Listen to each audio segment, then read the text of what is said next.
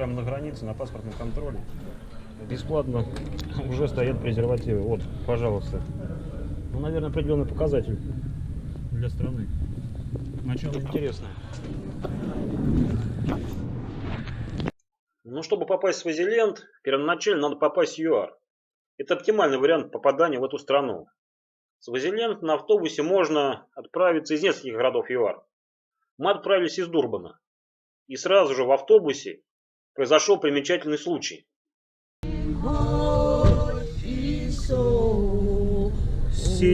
Сел в автобус до Свазиленда, только тронулся автобус, все люди в нем сразу начали петь. Вот такая интересная ситуация.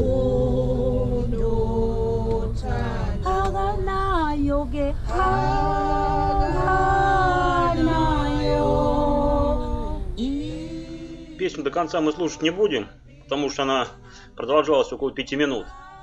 Но в конце песни была пламенная речь бабушки Запевалой.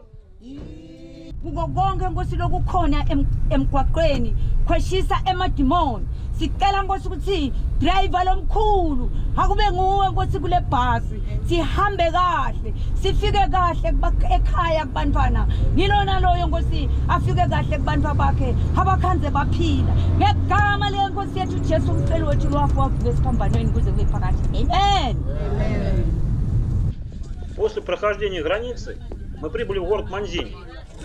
И там мы закупились в ближайшем спаре. После этого мы отправились в наш отель. Отель оказался довольно-таки необычным. Ребят, смотрите, в каком прикольном отеле я поселился. То есть здесь вот жилище в африканском стиле. И что особенно интересно, прямо на территории отеля пасутся антилопы, косули, зебры. Но в данном случае я поймал момент, вот кто это, наверное, антилопа какая-то. То есть находишься практически в условиях дикой Африки. Очень здорово.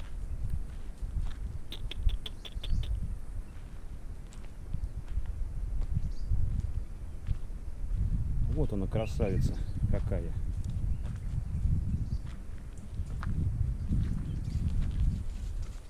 Ребята, еще интересный момент. Пумба здесь живет. Я думаю, он здесь не один. Вот просто показываю те кадры, в которые попадают случайные животные. То есть вот реально на территории отеля. Если выйдем чуть подальше, наверное, там будет большее количество. Пумба, иди сюда, я на тебя попробую прокатиться. И сам вид этого отеля, это реально такая африканская деревня, африканские домики, расположенные по кругу. А среди этих домиков пасутся такие кабанчики, всем более известные как под именем Пумба. Прикольно, очень прикольно.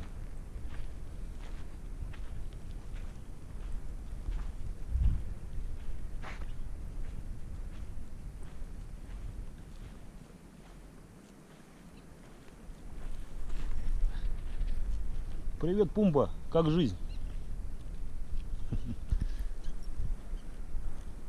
Сейчас покажу, как они выглядят внутри.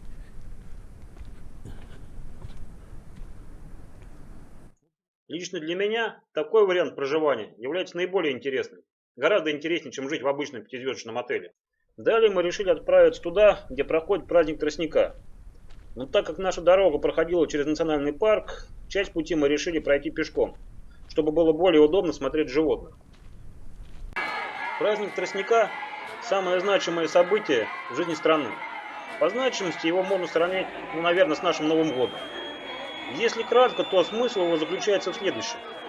Со всей страны съезжаются девушки. Их количество достигает примерно 70-100 тысяч. И все они поочередно танцуют перед королем. Одну из них король может выбрать себе в жены. Если кому-то интересно более подробно узнать об этом празднике, то большое видео о нем есть у меня на канале. Ну и здесь я, наверное, сейчас сделаю подсказку. Кому интересно, посмотрим. Ну что же, ненадолго снова вернемся к нашим животным. Отошли примерно 700 метров от отеля. И вот, пожалуйста, пасутся антилопы, зебры. Подпускают к себе довольно близко. Идешь по полю, как будто по минному полю, обходя какашки животных. Честно говоря, когда я шел по этому полю, то животные мне казались гораздо ближе, чем сейчас они выглядят на видео. Возможно, я поставил слишком широкий угол обзора камеры.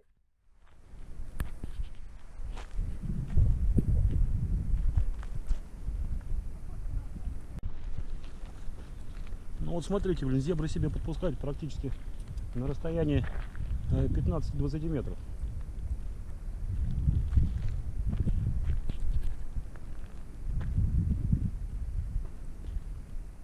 Для полноты картины надо все-таки отметить, что на территории отеля животные себя подпускают гораздо ближе. Некоторые вплоть до того, что позволяют кормить себя с рук. Ну, сейчас сами все увидите. Вот здесь зебры ходят, а вон там он маленький Бэмби травку жует.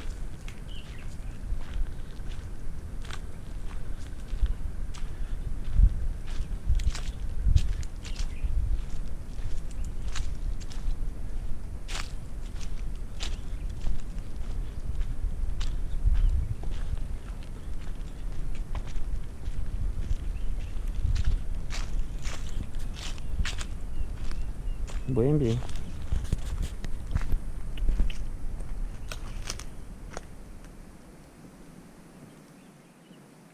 Дайте поглажу.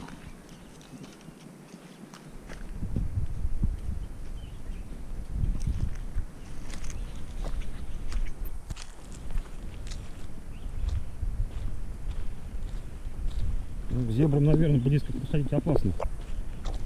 Видел пару раз, видел, как зебру львам челюсти выбивали задними ногами.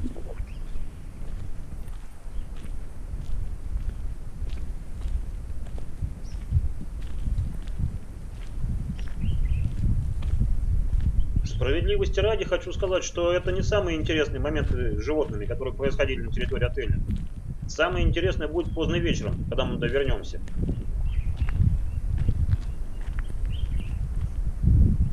Далее, по дороге из отеля, есть озеро, в котором живут крокодилы. И в этом озере крокодилы хранят свою добычу. Вот как в данном случае. По всей видимости, это какой-то буйвол.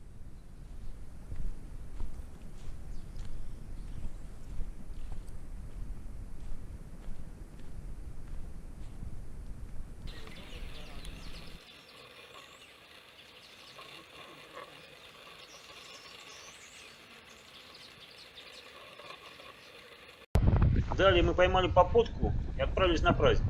Ну, как видите, все проходящие люди очень доброжелательно относятся к белым туристам. Улыбаются, махают руками.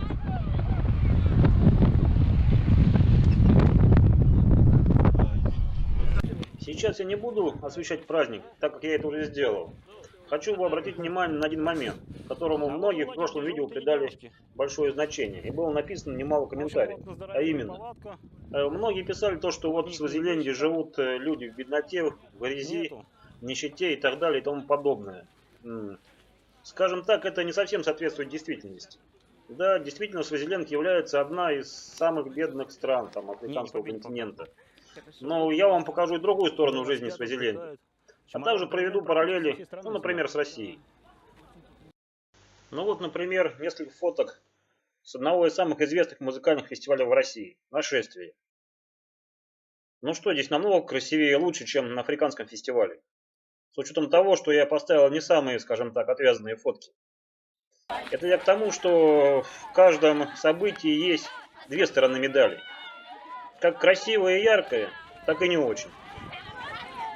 Ну а сейчас я вам покажу еще более яркий пример. Ну, почти африканские трущобы в центре российского города, в котором я сам живу.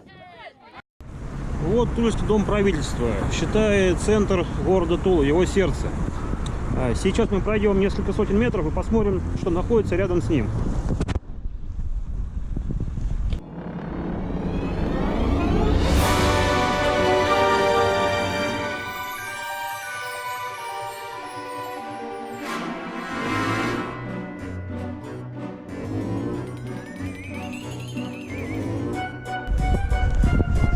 Справа видим Тульский Кремль.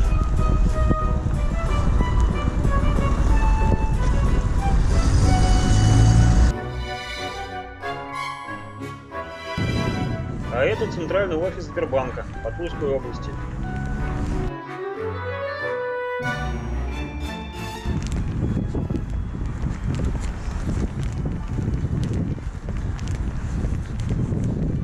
В общем-то вот, смотрите, центр города. Там вот такие дома.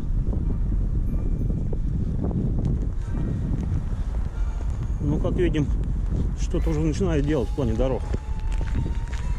Конец ноября 2018 года.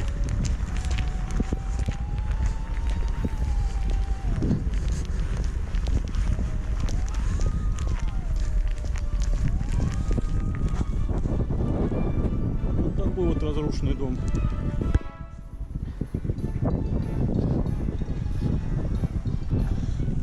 А вот за такими заборами, которые вы видите справа, скрывают так называемый неприглядный вид. Но это еще не все.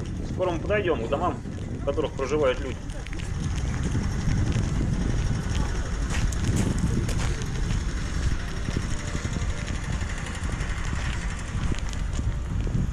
В общем-то вот в таких домах живут люди.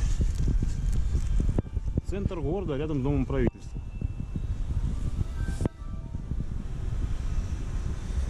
Но дальше дома будут еще более привлекательны.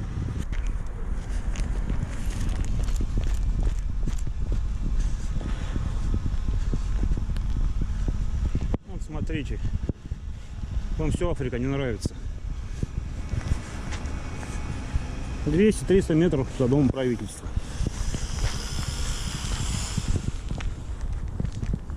Ну а здесь, как видите, люди хоть как-то пытаются благоустроить свои домишки.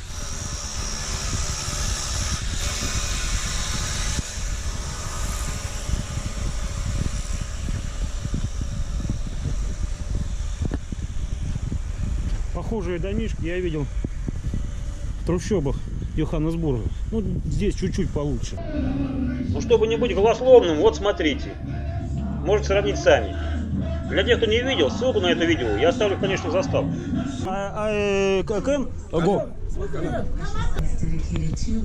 Вот один из самых опасных районов Африки. Но люди довольно доброжелательные, неожиданно совершенно. Опять же, я хочу акцентировать внимание на том, что это совсем не окраина, а самый центр города. А также можете мне поверить, что стоит отойти в другие стороны от дома правительства, ну пусть чуть на большее расстояние, и вы увидите примерно такие же виды. И вот эта вот теплотрасса, или что это, проходит. Но неужели она должна быть в таком виде, чтобы какой угодно вредитель мог просто подойти и вентиль отвернуть, или еще что похожее сделать? Ну ладно, давайте снова теперь перенесемся в Африку к более приятным видам. Несмотря на то, что в Свазиленде происходят такие, скажем так, экзотические для многих стран обычаи, это довольно-таки, ну, скажем так, относительно современная страна, где есть КФС, банки, пабы и рестораны. То есть, грубо говоря, если вы попали в Свазиленд на тот же праздник тростника, это совсем не значит, что вы будете жить в какой-то глуши, полностью оторванном от цивилизации. Вот эти вот места находятся, ну, совсем недалеко от места проведения праздника.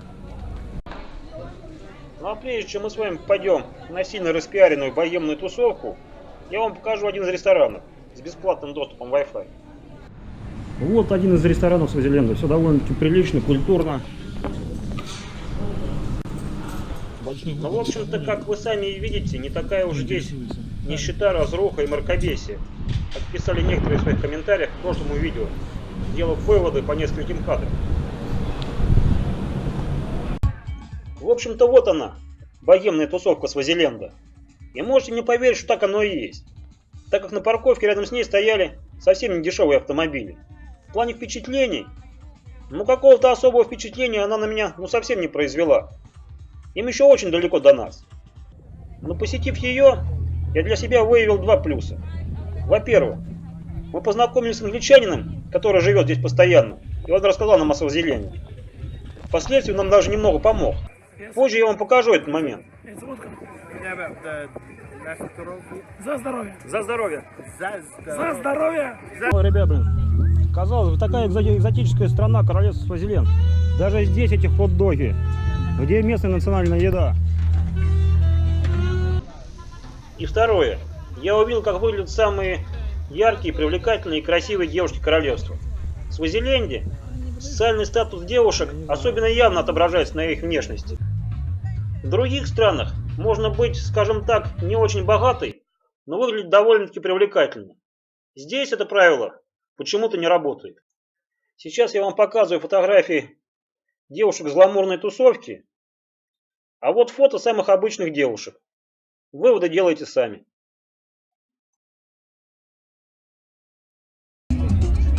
По поводу англичанина, каким образом он нам помог, уже через день после знакомства мы стояли на дороге, тормозили тачку, а он ехал по другой полосе. Заметив нас, он развернулся, подъехал и посадил свою машину, несмотря на то, что она была битком. Там были его жена и дети. Всего в машине нас оказалось 7 человек. Maximum fine here is 60. You found us! What day today? Приехав поздно вечером в отель, мы увидели для себя необычную картину. Кабаны лежат, греются около костров, и мало того, они разрешают себе гладить. Вот, ребят, смотрите, кабаны приходят прямо к костру.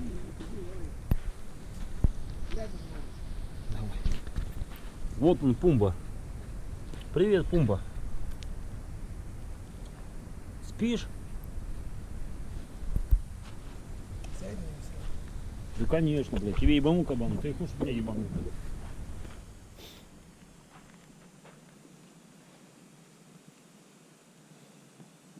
Маленький вообще, блин, Этот маленький, а тут смотри, какие. мать его. Да, видимо так. Спиздил маленького, блин. Хватай, он за руку. Да конечно, блин. Хватай, блин, пофоткай там, блин. Номер сгорел, разъехал, слышишь, номер.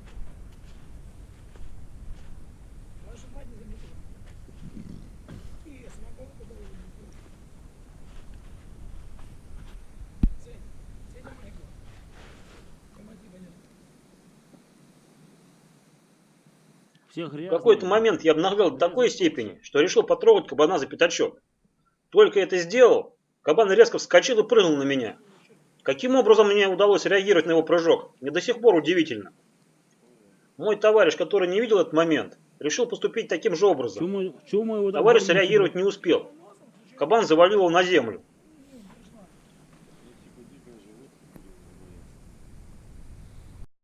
На следующее утро, во время завтрака, к нам снова пришли животные. Видимо, почувствовали вкус пищи. Вот такая антилопа подошла прям к нашему столу. Видимо, захотела с нами позавтракать. Запросто звери приходят сюда, там просто запросто. Чай будешь? Обогнешься ведь. В общем-то, вот такой вот краткий экскурс в королевство Свазиленд, а теперь уже королевство Эсватини, я попытался сделать. Насколько получилось, решать вам.